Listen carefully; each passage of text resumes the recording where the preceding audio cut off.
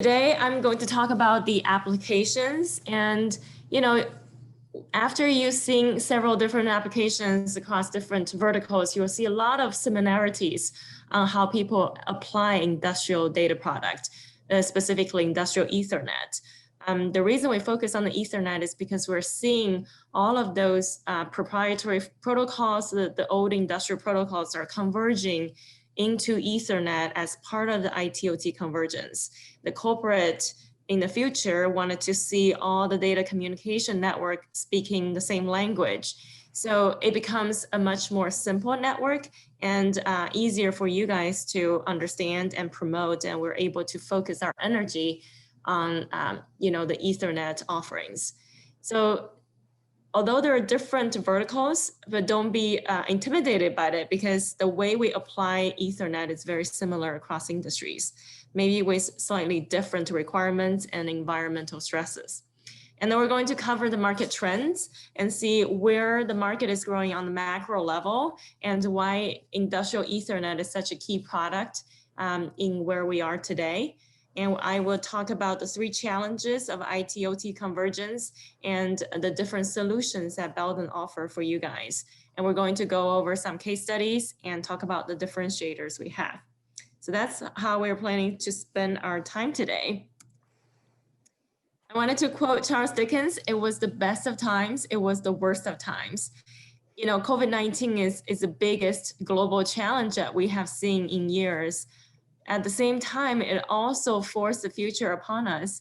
It drive us to where we're supposed to be like 5 years down the road, and we're accelerated to that level.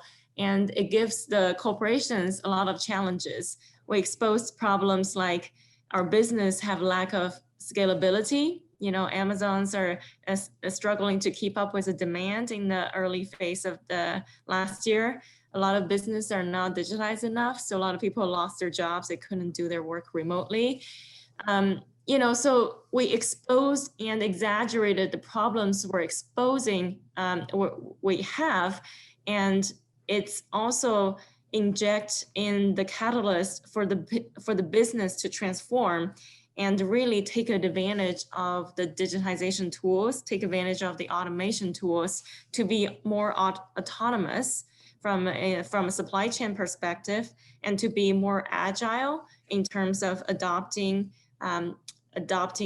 new trends, analyzing data, and reacting to the ever-changing market, now with an even faster rate of change. So in the long term, we see COVID-19 being a catalyst for industrial automation, because manufacturers are always trying to find ways to reduce costs and increase productivity. And the next opportunity to do that is to really harvest the information from our industrial edge, from our plant, and being able to make decisions, even autonomous decisions, to improve our process efficiency. So on the high level, we still see industrial Ethernet cable market to be growing with a compound annual growth rate of 5.3%. This is taking into the effect of COVID-19 with the slowdown of the project, such as oil and gas verticals, but we see material handlings, consumer packaged goods growing rapidly. So we're still in a growing market, and as you can see, globally, APAC is going to be the region with the highest growth rate, because there's a lot of infrastructure project in India and China, things like that. So in American region, we're still seeing around 20% of the market growth, and with 3% compound annual growth rate overall. And we see this market driven by some of the key technology. And number one is Industry 4.0. That means we're trying to make sense of the sensors that we're gathering data and being able to analyze those data and give us those live feedback and make decisions to improve our process. And if we look at the breakdown by vertical, you can see that the electronics vertical is still the biggest share, and it's growing as well in the next 5 years. You can see a little bit slowdown of oil and gas vertical, and energy and power is still strong. And another thing worth notice is mass transit. It's going to grow from 12% to 16%. A lot of that is driven by, some of the emerging market. So that's a big picture. Now with that, let's dive into the different applications, and on a micro level, how do we apply industrial Ethernet and connectivity product? So in this case, I'm looking at a discrete manufacturing line for food and beverage. And this is going to be similar for a lot of the CPG products, even for material handling products. It's just the matter of scale and the length is different. So in this case, as you can see, a lot of the Belden products are applied in this application. The blue lines are the industrial Ethernet. And you can see it's communicating between all of those push buttons. Nowadays, even like those push buttons and safety devices, human-machine interface are Ethernet communication. Some of the previous generation devices may still communicating versus multi-conductor type. But Ethernet is communicating, sending data from sensor from the industrial edge to our switches or to our I/O modules, and that will feed to our centralized control for our backbone network. And some of the other cables that we have seen are the variable frequency cables, VFD cables, with communicating between variable frequency drive and our variable speed motor. And so you can see that Ethernet is very straightforward. It's point-to-point communication, and it's connecting some device that give you output from the industrial edge and feed that into your switch. And here is another application for oil and gas downstream. And this is a much bigger scale in terms of distance that we have to travel. So a key thing is we see a lot more fiber in this application because the switches are much further apart from each other. And in order to connect our industrial network in that long distance, over the long distance, fiber makes most sense. So one thing to know that we do have a lot of industrial grade fiber product that can be used on the trays. You won't have to be concerned about the other big heavy power cables damaging those fiber, because fiber is glass, right? It's the resistance to crush and impact is key. So the way we differentiate industrial fiber from regular fiber used in buildings or parking lot are the armoring, the protection, the double jacketing to ensure the integrity of the fiber inside. And from the switch to the device on the edge, a lot of those devices can be power over Ethernet devices. So you're seeing some of the green lines showing you we're not only communicating data, but also we're powering those wireless access points, we're powering those phones, we're powering those cameras watching a specific process. There are also different Profibus because not all of those devices are Ethernet enabled. Some of our previous generation devices are using data bus, different industrial protocols other than Ethernet. But the general trend is for all of those devices to be Ethernet enabled, and eventually we're going to be able to communicate from the cloud to our industrial edge, all via Ethernet communication protocol. And I wanted to point out that on the upstream side, if you have customers using having a platform oil rigs on the ocean, we have a line of product always bronze braid armoring option. So this braided armoring option give you flexibility. It's not as rigid compared to interlocking aluminum armor. At the same time, we have the bronze material that is saltwater resistant. So it's ideal for applications either onshore, offshore, or close to the ocean. We see this type of product being used at the airport near the ocean or at the oil rigs floating on the shipboard and things like that. So that's just something, some other options we have. Another vertical I know you guys are interested in looking into is water, wastewater. And in the water, wastewater plant, you have very long distance, very similar to the process vertical we explored earlier. And a lot of those, because of the long distance, are using RS-45 cable. We have a line that we launched 2 years ago that makes you, gives you the benefit of direct burial. So that means you don't have to have a conduit in order to bury the cable underground. You can directly bury the cable underground, save you a lot of conduit material cost and save you labor cost. But nowadays, some of those are moving to Ethernet. We see a lot of cameras, PoE cameras, that they use to monitor the different processes on the water wastewater treatment plant. And they use a lot of the switches in the ruggedized environment with different chemicals in the air, with exposure to extreme temperature. And with that, you know, we definitely have a lot of Ethernet, especially bonded pair. I actually have a customer working in Colorado on a water wastewater treatment plant.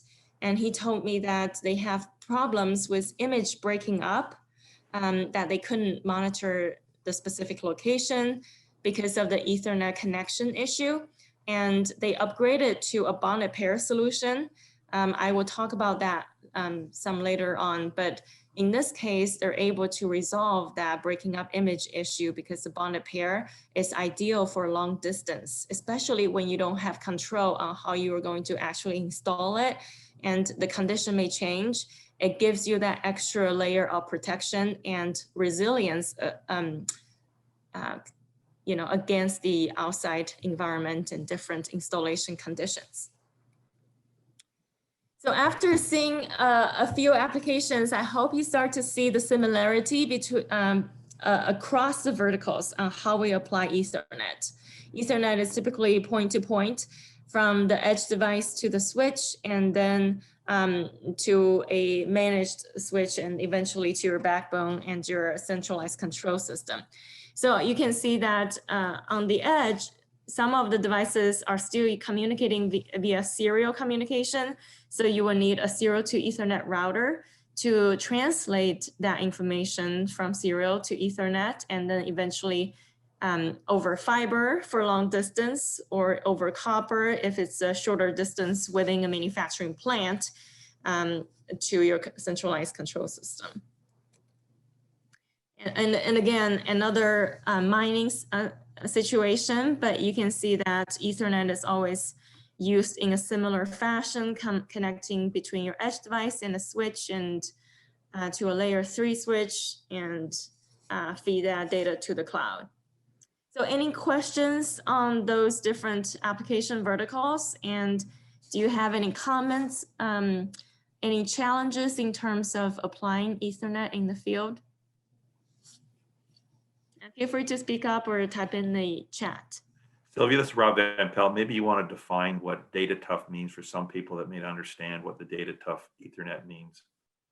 I understand. Yeah, that's a great point. Thank you, Rob. We have different environment.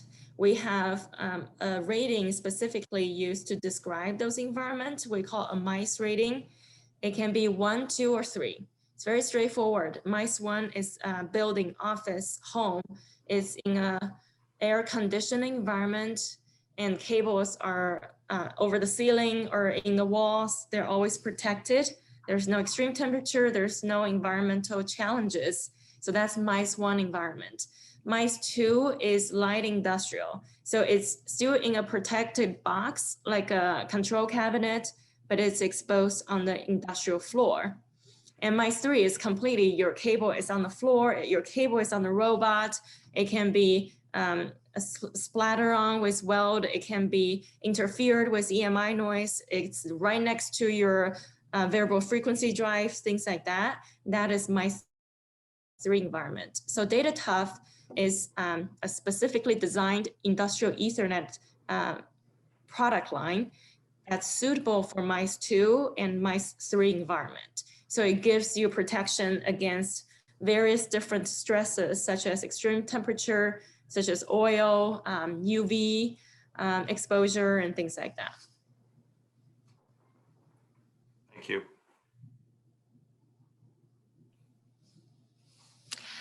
Okay, so here is another deeper dive into a manufacturing line. That's probably what you're going to see most often. And you will see a lot of those trays and conduit. That's where some of the Ethernet cables are in. So they have to travel from the industrial edge, from a sensor, from a camera, from a human machine interface, from a screen to your control panel on the factory floor.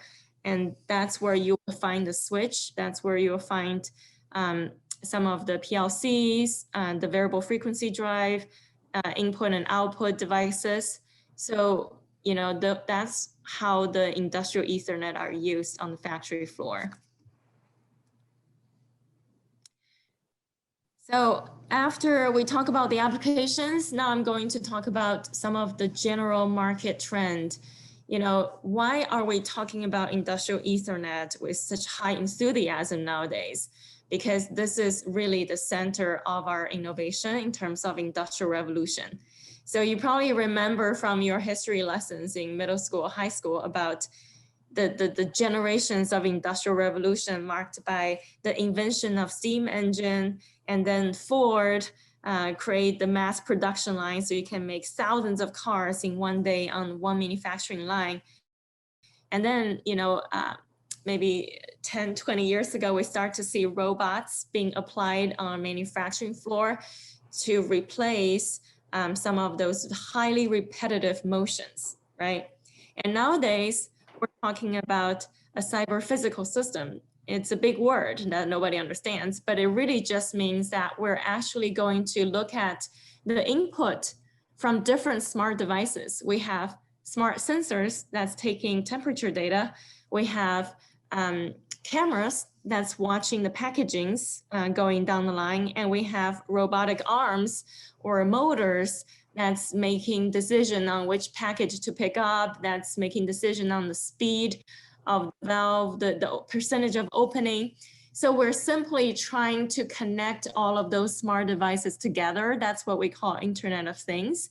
And instead of automating the motion, we're automating the decision-making process so that, you know, we don't have to be involved in every single decision on the manufacturing line.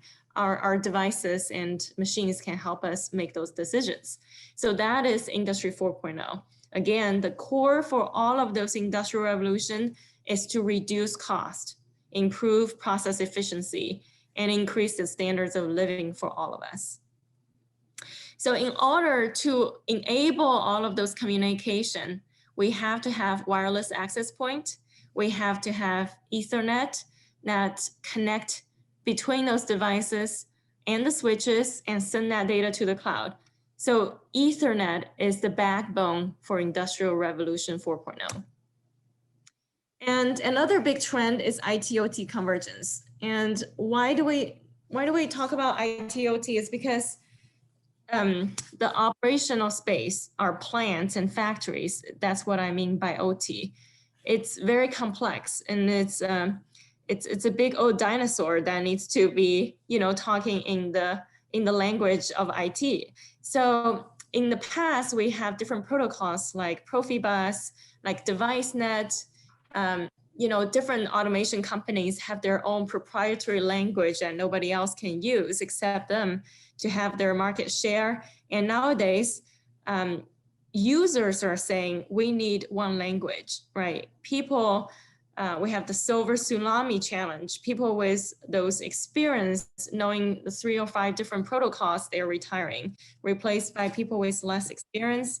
And that is a daunting complexity. In order to manage one plant, they have to know 4 or 5 different protocols. It's becoming unsustainable. So the solution for that is for everybody to converge to Ethernet communication, no matter if you're in the office doing IT work, working on your computer, working on your phone, or if you're on the factory floor working on your machines, manufacturing parts. And one thing we have to keep in mind that the priorities for those two groups are different. For IT people, they care about cybersecurity and the ease of managing data. For OT people, they care about uptime. It's all about reliability and performance, availability of our plant. If the line is shut down, it becomes a very hot issue, very embarrassing, very visual. Everybody knows that. And the control engineers are held accountable for that. And I've talked to many of them. And there are some stories about how the whole CPG line is shut down for 6 hours because of one RJ45 failure. So, you know, those are the things that IT and OT have to balance and prioritize. But when IT, OT work together well, then you will have direct control and complete monitoring throughout your whole enterprise. And you'll be able to analyze the data from anywhere. You can compare the 3 different plants you have in Mexico, in US, in Canada, and see which operation is most effective, most efficient, and you can learn from each other and share best practice. That's the best way for you to enhance your productivity. So there is a very real business case for IT and OT to converge together. And the building blocks for this to work is Internet of Things and connected devices and Ethernet communication. We have to converge all of those communication from data bus to Ethernet communication. And we also need the bandwidth and the speed to support that. Any questions so far on the macro general market trend? Do you see the similar kind of situation in your customer base? I'm not seeing any questions right now, but if anyone does have any, just remind you again about the Q&A feature at the bottom. You just click on the Q&A feature and you can type your question right in there if you need to. Great, thank you, Jordan. Okay, so I will talk about the 3 different challenges of IT/OT convergence. The first one is complexity. Our network is very complex and we wanted to simplify that with Ethernet. The second one is reliability. There are so many moving pieces, and I'll show you some of the breakdown about how our network fail and where they fail and how Belden can help you solve those problems. And the third one is capacity. We need more bandwidth, more speed, and Belden has a lot of solutions to enable that. So let's dive into the first one, the complexity. So here is a chart from IEEE, and it's a great summary about how the industrial network has evolved over time. In the past, we have seen a lot of discrete signal wires, multi-conductors just connecting between each of those edge device and directly to the PLC. And that becomes very expensive. You have to buy all different kinds of multi-conductors for different devices, and they're all super far away from the PLC. So they're very long, very customized multi-conductors or cables. So in order to cost reduce our industrial network, we have introduced field bus. So you will have the I/O modules close to your device, maybe at the manufacturing cell level, and one field bus that connect between the remote I/O and the PLC. So with the IT/OT convergence coming into place, on the top level, we start to see adoption of Ethernet cable. And on the bottom level, we still see point-to-point communication with multi-conductor and some of the mix of different field bus, because a lot of those devices are designed by those automation house with Profibus, with DeviceNet protocols. And in the future, we're seeing green all the way from cloud directly to the edge of your device. So you can have that fluid communication across the board. And we will break down the automation pyramid. Instead of a very hierarchical network architecture, we're going to open it up to a fluid communication. But the key thing is to ensure that we do that securely, right? So this is a chart before COVID, so I wouldn't look at the growth rate but it's a very good breakdown. This is showing you how rapidly our industrial network is changing. From 2016, 60% of industrial network is running on data bus, on field bus systems. And transition into 2019, 60% of our industrial network is running on Ethernet. That's how fast our industrial world is changing from those old field bus protocols to Ethernet protocols. So this is real. And that's why we see a lot of opportunities on industrial Ethernet. So Ethernet is, just to summarize, Ethernet is the reason for us to simplify. It's a tool for us to simplify our network and reduce the complexity. And also we have single pair Ethernet that you probably heard from some of the your experts involved in TIA or IEEE standards community, or even from your customers.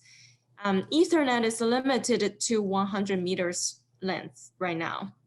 And our standards community has come up with a new standard for single pair Ethernet that's going to give you 1 kilometer of reach. So that will truly enable communication between a device in a very remote process application to a switch in a protected environment. So single pair Ethernet, especially with 1 kilometer reach, is going to be a key component for us to realize this kind of architecture. So the second challenge is network reliability. So we took a deep dive into where problems occur. Where do we see failures in our network? And surprisingly, we spend most of our money on the software side. Every 3 years, 5 years, we're updating our software, right? This is where we spend, like, I would say more than 70% of our money. But if you add up the bottom 3 layers, the physical layer is going to be the place where we see most of those failures. So physical layer specifically contribute to 35% of our network faults. So this is our lowest hanging fruit. If you wanted to improve your industrial network uptime, you really should focus on the physical layer, making sure that the cable and connectivities are reliable.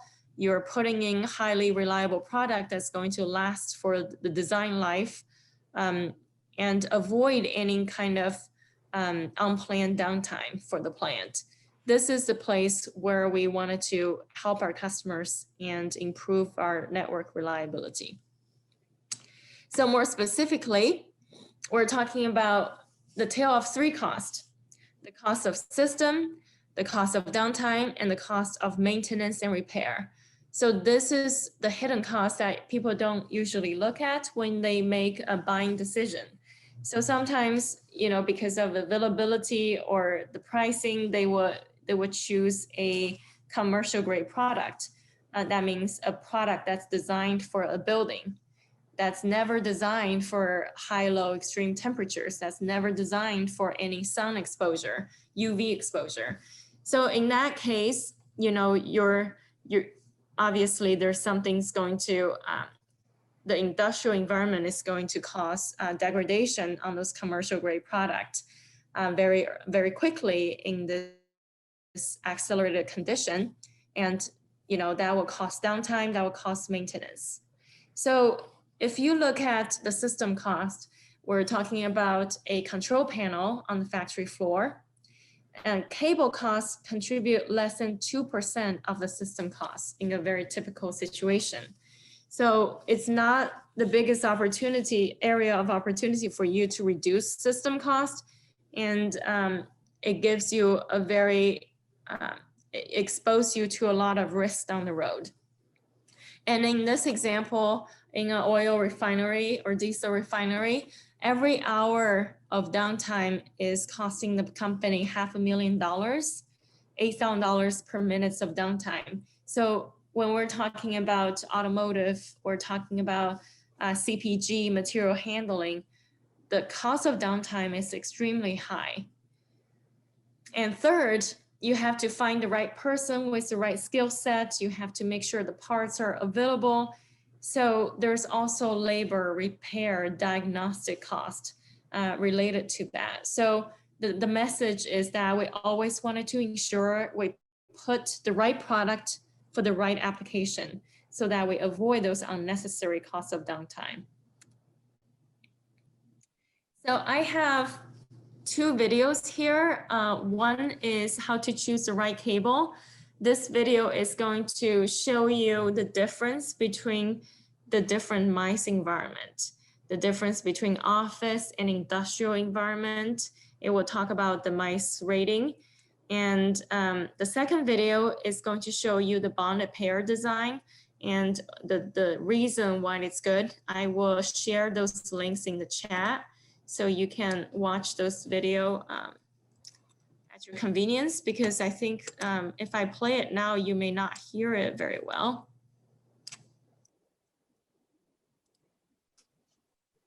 There's also going to be a follow-up email with the link to this webinar. So I will also include these YouTube links with that email as well. So. Great, thank you, Jordan. Perfect. I don't know if I can I type in the chat?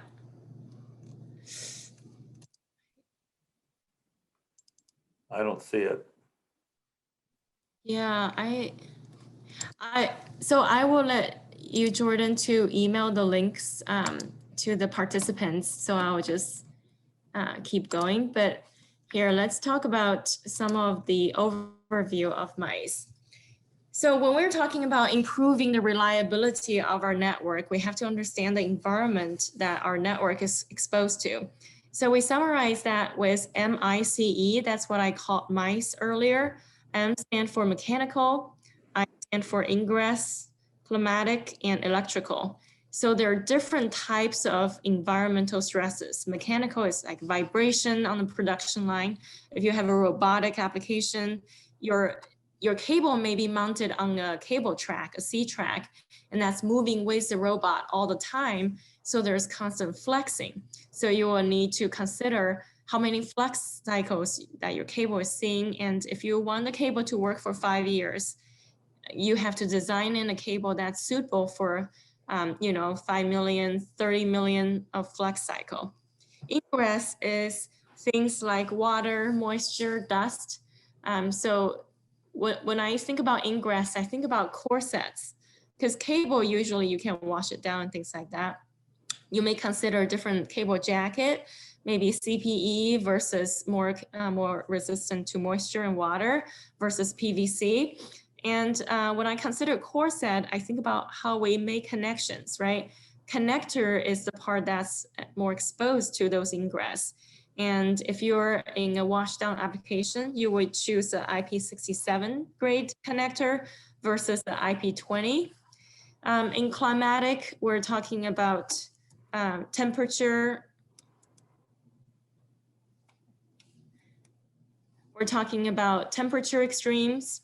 If we're using this cable in a factory that's high heat next to the welder, there may be a lot of electrical noise. So that's the last one for electrical. There's EMI, RFI, surge, lightning, and things like that will cause some interruption in the noise in terms of data communication.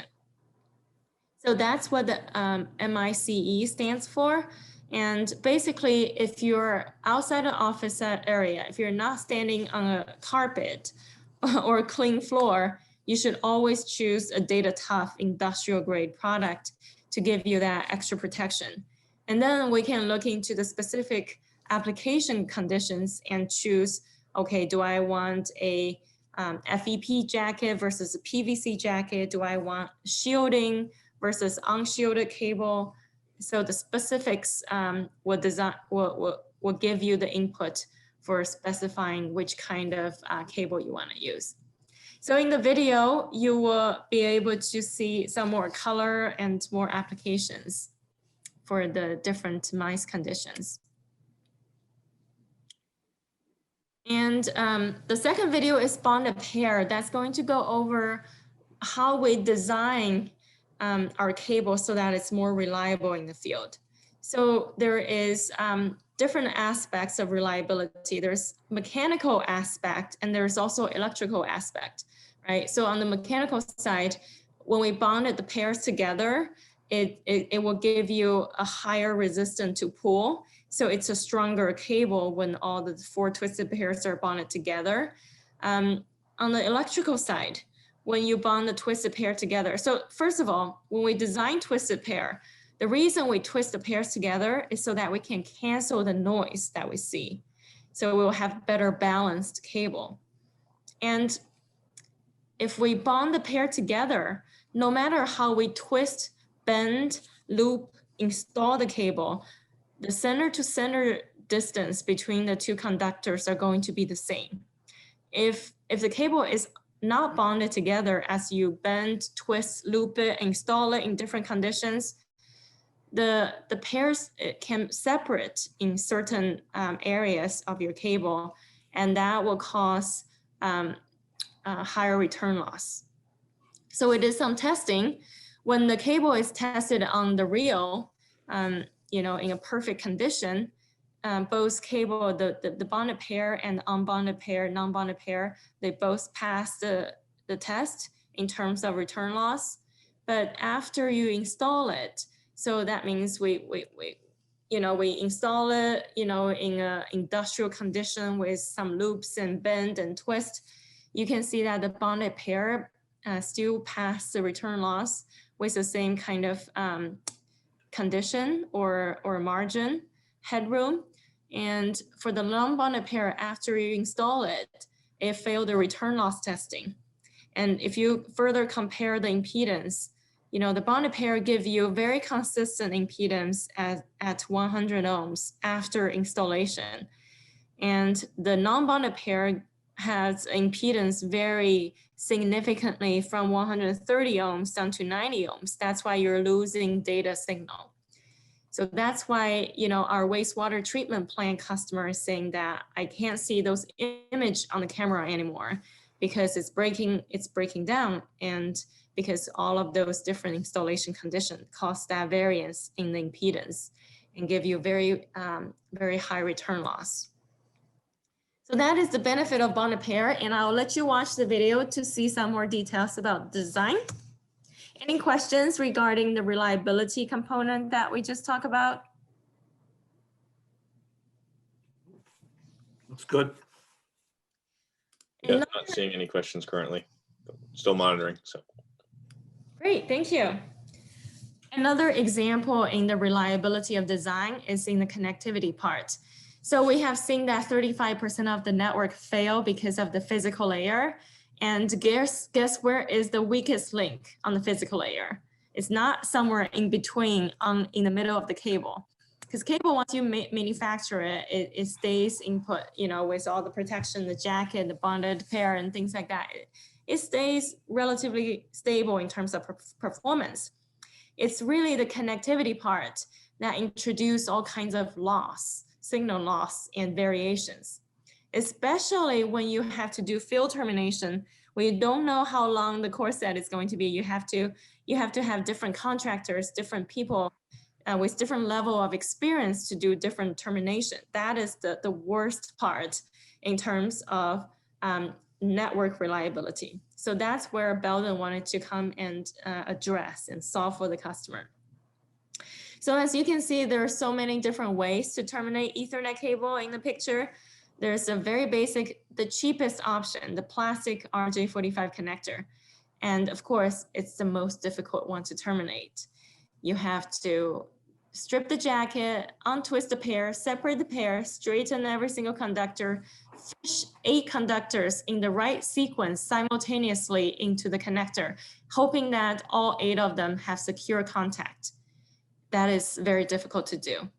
I have talked to a very experienced guy at a panel shop. He does this all day, every day, and it took him 5 minutes per connector, and he is the expert of the expert. And then we have the IDC, installation displacement contact. You have a punch down tool. I tried to do it myself in the Montreal lab myself, and I couldn't do it. I'm just not strong enough. I guess I need to work on my arms. but it's very, very difficult. It's a lot of stress on your body to do this, and you have to punch down 8 times in order for it to work. And in the environmental condition where there's vibration, there's nothing holding it except it's a blade kind of in the shape of a V that's holding the conductor and piercing through the insulation, making the contact. With vibration, this will become loose. And this is the reason why a PNG plant, has a downtime of 6 hours because of one RJ45 failure.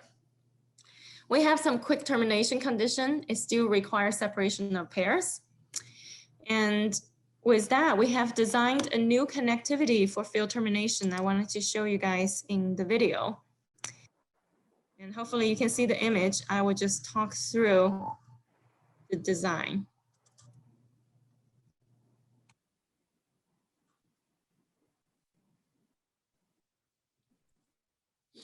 So you have a standard industrial Ethernet cable. You take the jacket off and you cut the cross web there if there is one.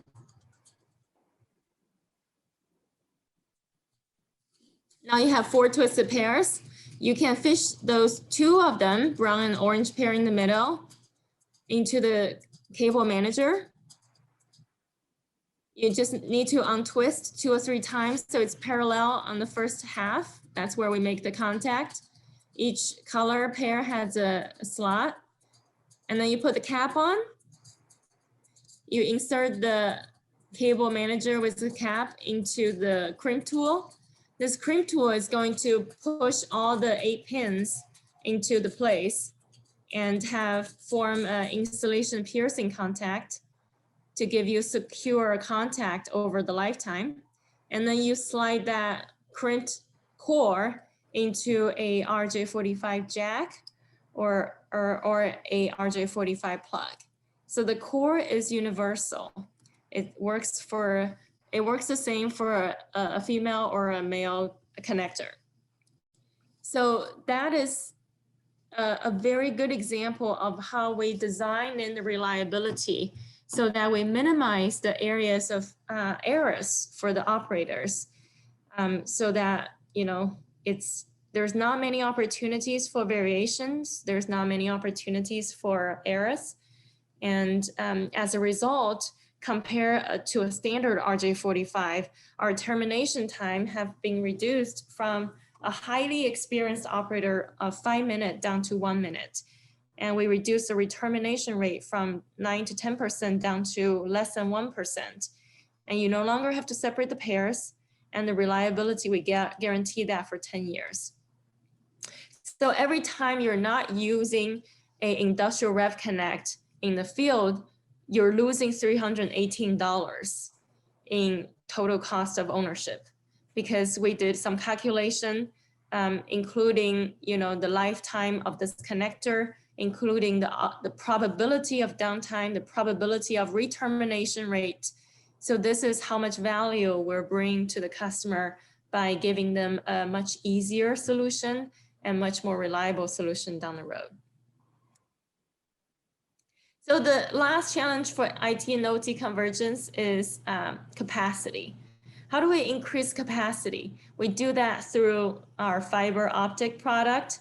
We have upgraded a lot of those fiber product to be designed against harsh environment with either double jacket, with armoring options, with CPE jacket, to give you that industrial level of protection so you can send high speed and high bandwidth of product down to your factory level. We also have a lot of Cat6 option, Cat6A industrial copper option to give you that flexibility and versatility, versatile product so that you can apply those on the tray, on the power tray, on the low voltage side with a PLTC rating. So we also have the Cat6A industrial Ethernet that we introduced last year to give you 10 gigabyte per second of bandwidth and 100 watts of power over Ethernet over 500 megahertz.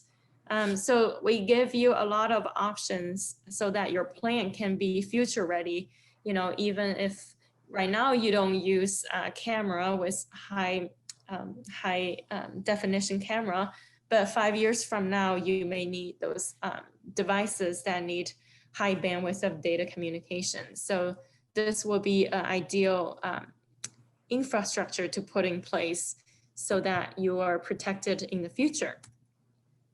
So we have some case studies. Well, we have industrial customers with outdoor stadiums. They have applied our industrial Ref Connect solution because they don't do termination every day, right?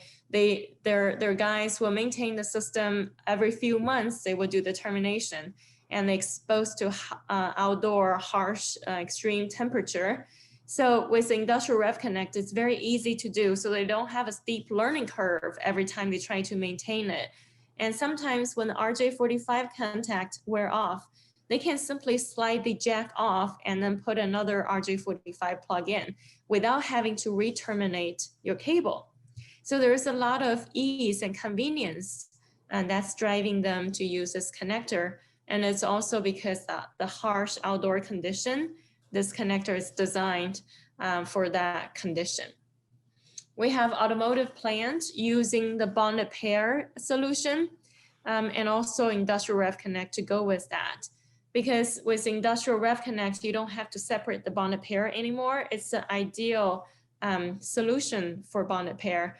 And because they have on the industrial floor, they have a lot of EMI interference, welder, they have variable frequency drive. That concern is EMI. So they use the bonded pair to help them further cancel the noise that they see in the environment. And they have oil mist, different chemicals in the air that will eat away the plastic. So they use the metal body Industrial Ref Connect to give them the best uptime and availability for the manufacturing line.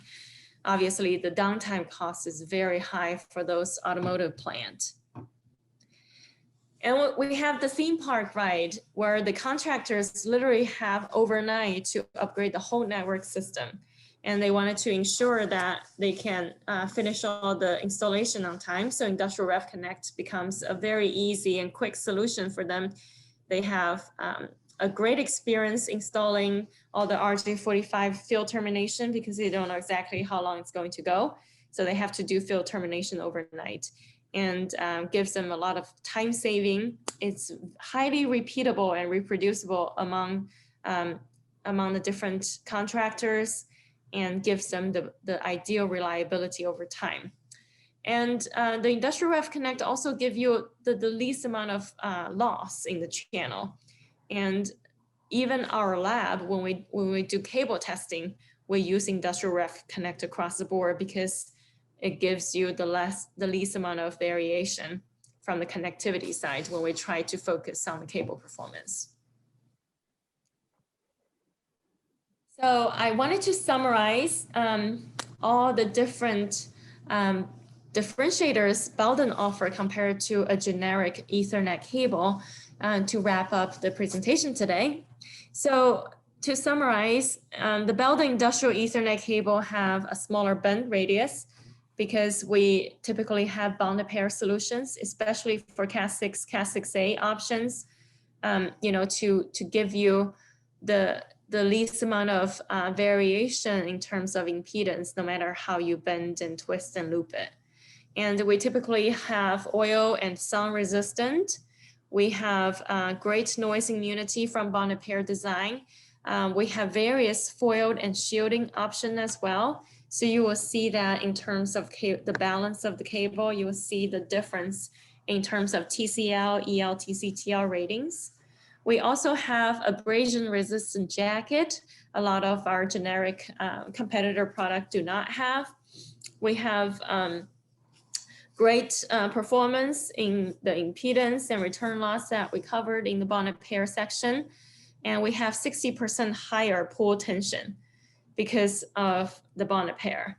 So it's rated at 40 pound force versus 25 pound force compared to a standard Ethernet cable requirement.